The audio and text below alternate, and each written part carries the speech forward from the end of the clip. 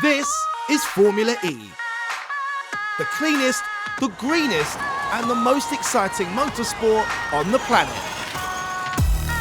22 all-electric cars flying through the streets of some of the world's most iconic cities, driven wheel-to-wheel by some of the best drivers in the business.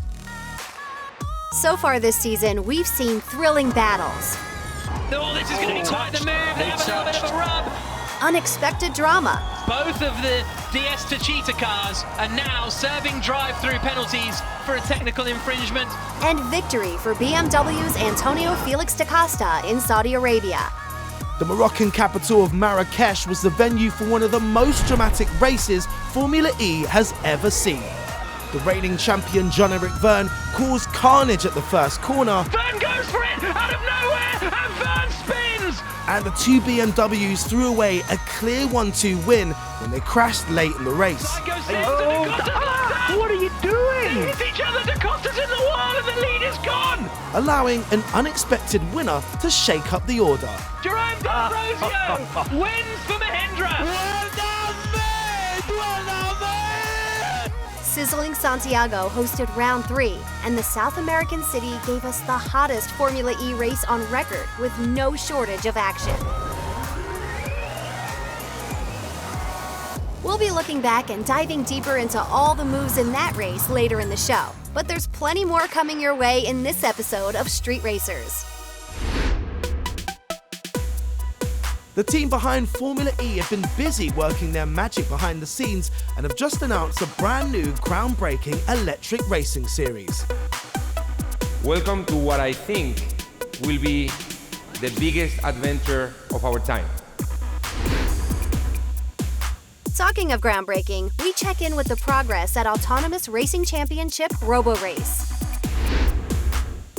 Plus, we join the boys from Audi as they squeeze in a bit of culture and excitement in their downtime. And we have the worst chef in Germany and the best chef in Santiago to teach us how to do a steak and how not to do a steak. But first, we take a look at some of the challenges facing electric vehicles at extreme temperatures as we head north with the guys from Panasonic Jaguar Racing. There's no denying it. The electric vehicle revolution is well underway. And with zero-emission vehicle sales soaring worldwide, the auto industry needs to give customers the confidence that electric cars will work just as well as their fossil-fueled predecessors. Which is why manufacturers like Jaguar test their electric road and race cars in some of the harshest climates on the planet. We're here in Arjeplog in Sweden. This is the place where most of the manufacturers test all their cars. A very cold, extreme place. They're testing to the extreme of -30, -40 degrees to see how the battery and all the technology of this new car goes with.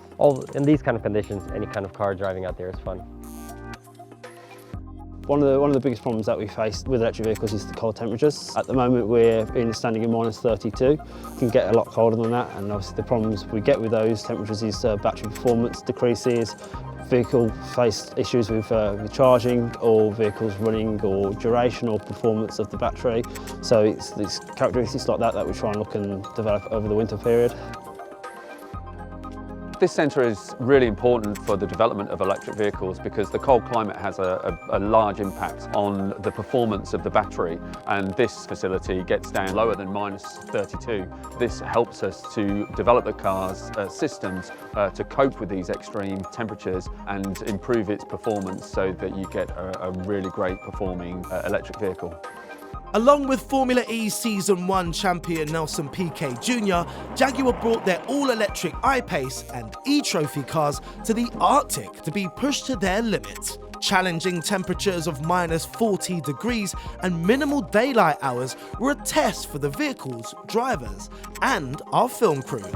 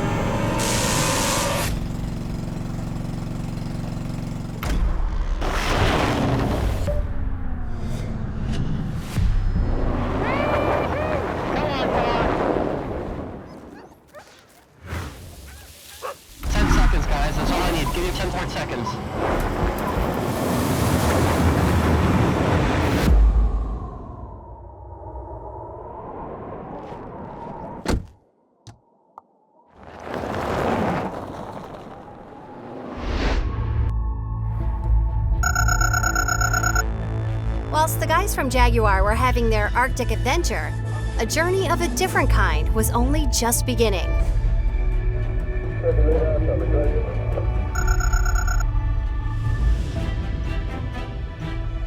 A wintry day in the heart of the city of London and the unlikely setting of the inside of a former Royal Mail ship would be the location for the launch of a brand new motorsport series, one like no other. My hope is that we can make this ship the base for a huge exploration, for a huge adventure. Welcome to the Santa Elena. Welcome to what I think will be the biggest adventure of our time.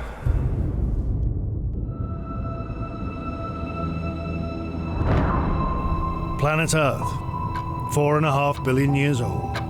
Beautiful, diverse, at risk.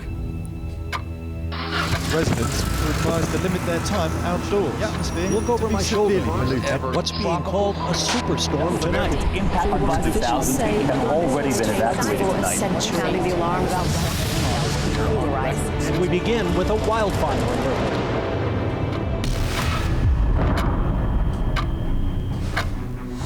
We are now at a pivotal moment in history. We are the last generation of the human race that can still prevent catastrophic climate change and species extinction. Reducing our reliance on fossil fuels and transitioning to clean energy sources is one of the most impactful ethical choices we can make. Formula E and some of the most innovative global car manufacturers are leading the way in realizing this vision of a sustainable, emission-free future. And now, this same team has developed a groundbreaking and truly epic global mission for our threatened times, Extreme E. Extreme E is a pioneering all-electric race series that will showcase electric vehicles being pushed to their limits in the world's most extreme environments. Racing through already damaged ecosystems, this expeditionary series will bring us face to face with the consequences of the climate crisis and mankind's impact on the planet. Base camp for this mission will be the St. Helena, an iconic former postal ship, now reconstituted as cargo vessel, scientific research hub, and race headquarters. From here, this cutting-edge 21st century expedition will aim to raise awareness of the plight of our planet, help effect change on a global scale, and aid the survival of the natural world for future generations. Motor racing is about speed, about making every second count. We now need that same ethos, that same desire to win more than ever in the fight against climate change.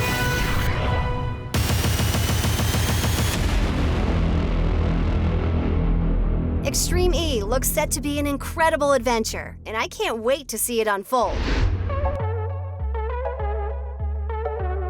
Jerome D'Ambrosio joined Mahindra Racing at the start of this season and already has 2 podium finishes under his belt. But Mahindra team principal Dilbag Gill was not just content with seeing him perform on the track, so he took him to Mahindra's home country of India to experience Bollywood with the help of star actress Gul Panarg. Guys, this is definitely the first for me on Bollywood movie sets. Very colorful, really super interesting.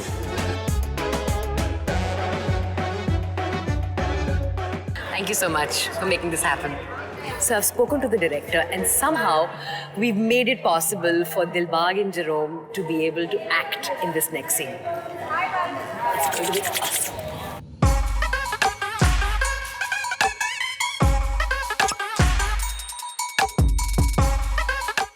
Hey Jerome, you're looking good, man. What's Dilbag, happening out here? What are you making me do here? I don't know. ये शादी नहीं हो सकती. ये शादी नहीं हो सकती. Okay, I'm trying to remember that one. ये शादी नहीं हो सकती.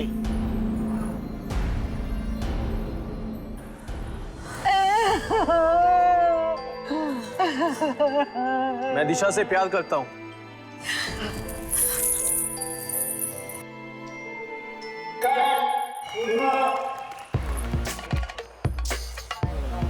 So that's it. We did manage to convince the father of the bride to let him marry my friend. So yeah, I guess we saved the real love. But yeah, it was all funny, all really nice to be part of. Action talk and no one bag of mouth, 'cause we run the east, west, the north and south.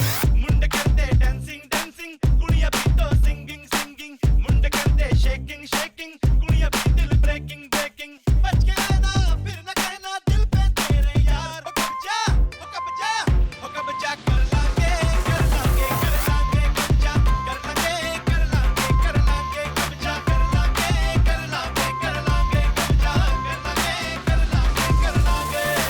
Action talk and no one bag of mouth, 'cause we run the east, west, the north and south. Make them know so that them can't get me out. Anything that them hear, I talk out.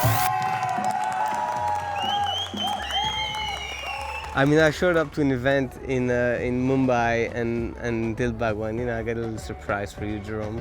I'm like, okay, I'm scared. It was before the first race, but it was good fun. I was there with Nick, with Dilbag. We all played along. I was really afraid of the outcome, but actually it was pretty cool. It was fun, and the feeling and atmosphere at Mahindra is quite incredible.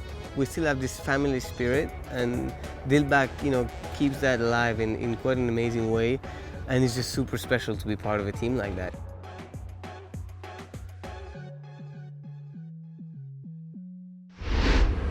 Round 1 of the Formula E Championship in Santiago was action-packed, and with the rubbers still melting on the track in this searing heat, we asked commentators Jack Nichols and Dario Franchitti to give us their expert opinion on what went down.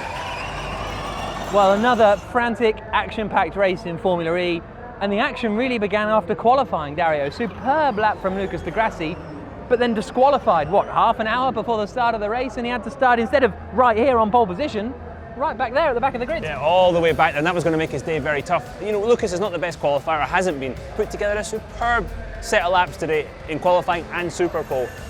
And so he was feeling a little hard done by, and his day didn't really recover from there. He got a penalty for causing a collision, and yeah, one to forget. Oh yeah, Jose Maria Lopez has been sent spinning too at the hairpin.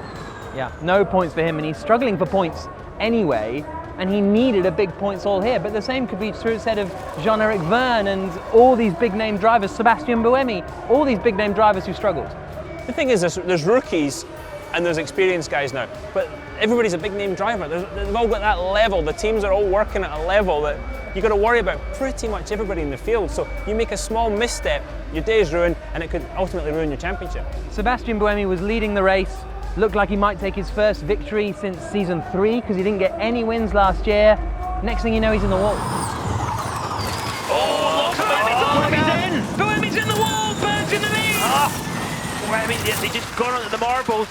Yeah, he had a problem this morning at turns 6 and 7, outbraked himself and had a big old crash into the barrier. Looks like, he said there was a braking issue. I think there was a braking issue this morning too. He said a small braking issue, got onto the marbles and hit the wall, and that was all she wrote really. So very frustrating day for him.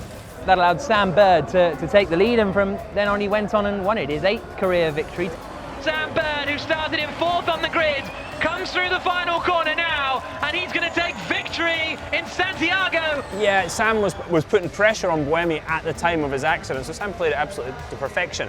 He had to manage battery temperatures, couldn't put a foot wrong, as none of the guys could, but Sam, leading the race, was under pressure from Verline at the end, and literally got the battery temperature warning on the last lap, had basically no energy left crossing the finish line, won the race. Superb drive, and he is really going to be a championship contender. The Envision team are firing on all cylinders with that Audi powertrain, no pun intended.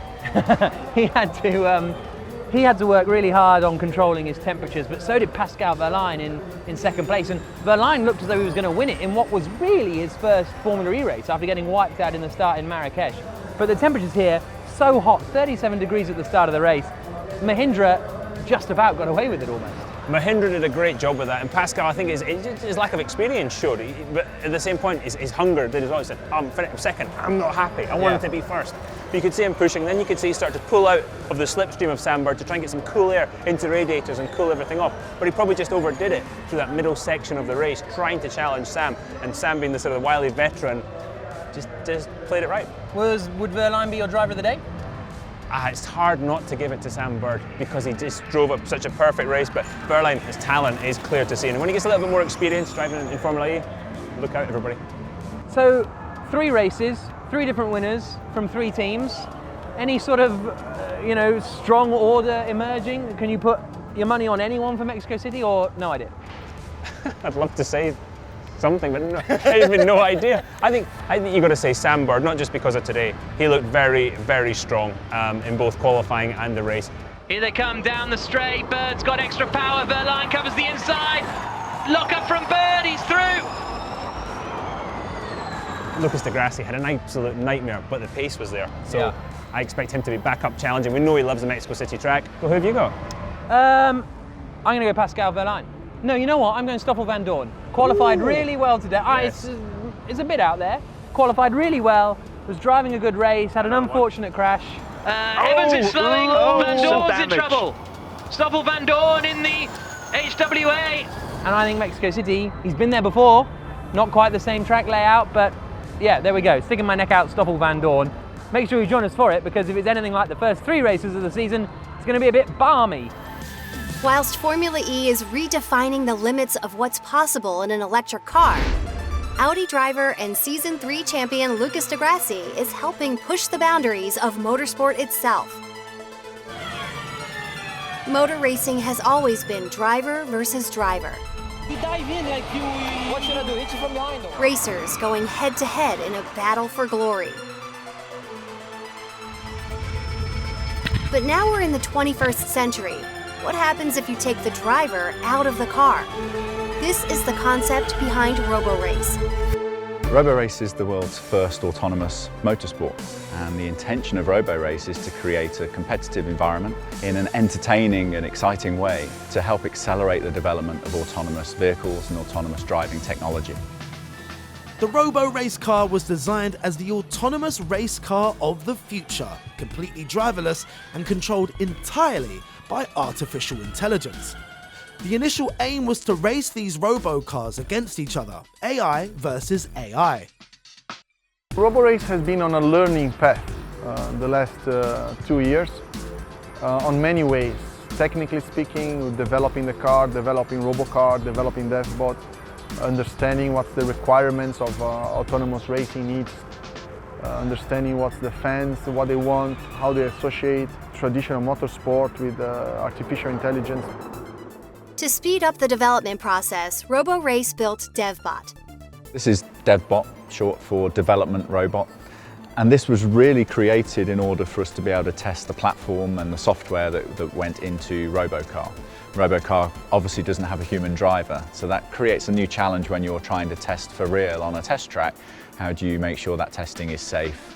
And actually, how do you help teach the AI driver and the software and help accelerate the development? The best way to do that is to put the human back in the loop. After 2 years of intense development, the guys at Roborace have decided that for the first season of racing, Season Alpha, teams will use an evolved version of the DevBot.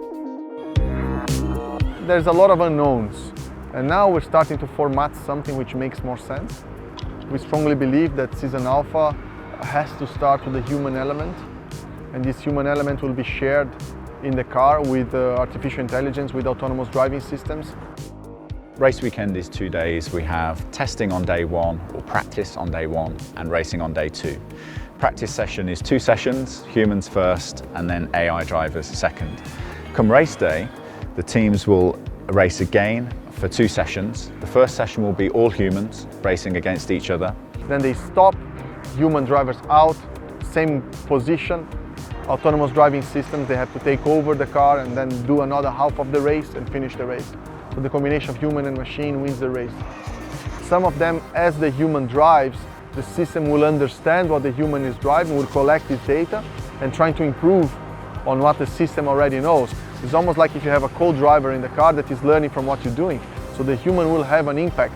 The system is not fully ready yet to be 100% machine learning, but some parts of it already is, and that's how the human will influence also the algorithm to try to drive in the best way possible. Is the AI better than the human? And we can do the direct comparison. I would expect that we will see AI taking over the driver in a very short space of time, and then AI only racing, and that's got to be the future. It's great to see Lucas helping to push motorsport forward, both on and off the track. Well, Lucas di Grassi is clearly a multi-talented man, but can he cook? We caught up with him and his Audi teammate Daniel Abt in Santiago to find out. Hi guys, we are in Santiago and we have the worst chef in Germany and the best chef in Santiago to teach us how to do a steak and how not to do a steak. We're gonna buy some and then we're going to cook it. And then we're gonna go cook it, yeah?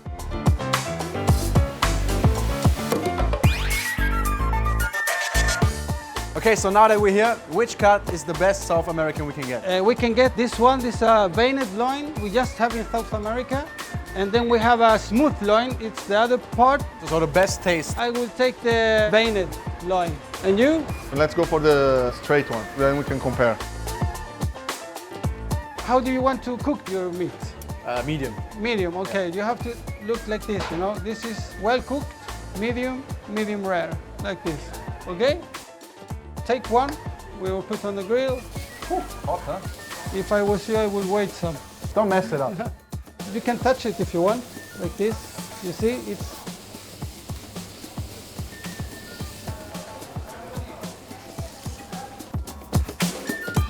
Let's try it. Oh, amazing. Amazing. You are a very talented chef, the both of you. Good drivers and good chefs. Okay. Thank you, guys. Thank you. Awesome. So we just finished cooking steaks in Chile. It's incredibly hot, but last week I was on a different place and it was totally different. Check it out. Hey street racers, I'm at the GP Ice Race in Zell am See and I'm driving my Season 4 Formula E car on ice. Don't try this at home.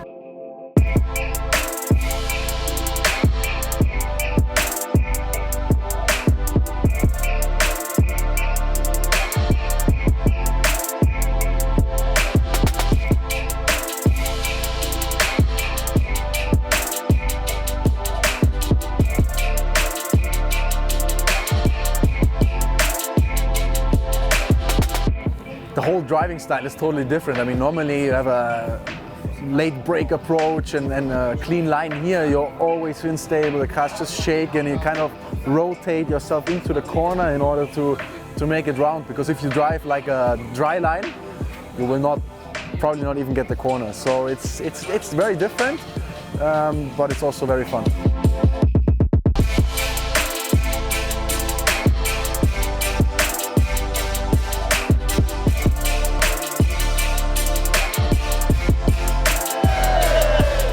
Hey street racers, that was a lot of fun. Car always unstable and sliding. Really, really cool. And now I see you in Mexico. Yes, Daniel, we will see you in Mexico in the next episode. But before we head over there, let's take a look at who's been saying what on social media. Gary Paffett posted this pic of the track surface after the race in Santiago. It looks like even the tarmac was melting in the heat. Lucas di Grassi posted this throwback to testing the first ever Formula E car way back before Season 1. I'm not sure if I missed the car or the haircut more. Nico Rosberg announced that he'll be hosting a green technology festival around the Berlin E-Prix in May. Way to go, Nico. That's commitment to the cause. And finally, Nissan posted this video of Sebastian Buemi putting his shiny shoes on, showing off his skills on the dance floor in Chile. That's it for this episode, but we'll be back soon, straight from the fiesta of the Mexico City E-Prix with a very special guest host. Hasta la vista, street racers!